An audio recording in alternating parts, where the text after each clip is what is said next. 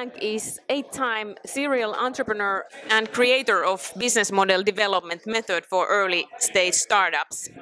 Steve, you have trained hundreds of entrepreneurs, and people all over the world use your method in building successful startups.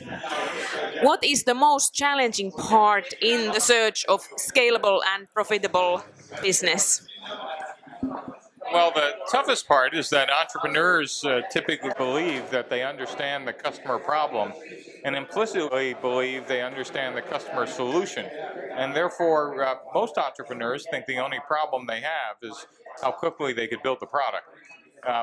Trying to get entrepreneurs outside of the building and test what are really a series of faith-based hypotheses is actually the hardest thing, not physically, but just mentally, in believing that perhaps what you believe is the fact actually might be a series of untested hypotheses. Why is it so difficult to get out of the building to see the customers? Again, getting out of the building is not physically difficult, but it's psychologically really tough. Because to be an entrepreneur, to be a founder of a company, you have to believe with almost 100% certainty that you're right. Because you have to convince yourself, you have to convince skeptical employees and skeptical investors and your spouse or significant others. So there has to be a 100% focus on you're a true believer.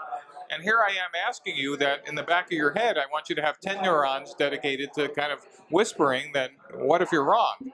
And that sets up cognitive dissonance because, again, to push forward against all odds, you need this passion and vision.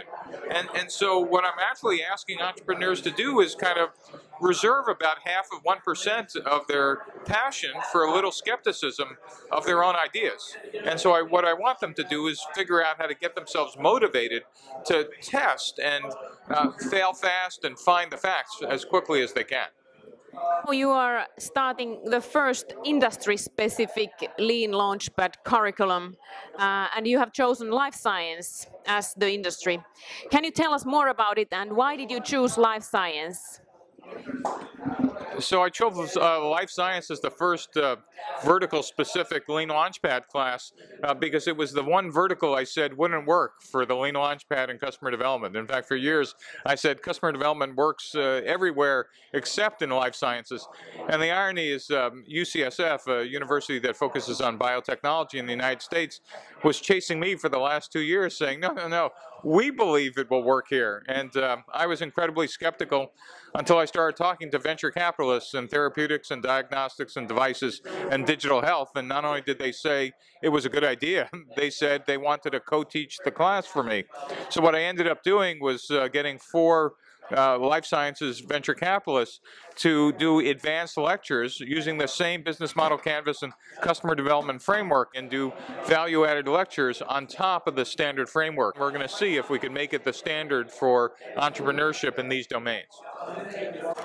Finally, Steve, we have a very active healthcare developer community in Finland.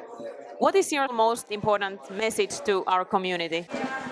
So one of the things I ask entrepreneurs in every country, particularly one as small as Finland, is are you building your startups for a local market, a regional market like the EU, or a global market, which might include the United States and China?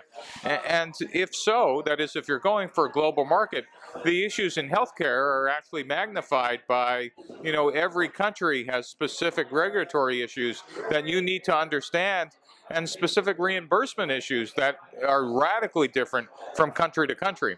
And in fact, in Finland, it's actually a great place to start.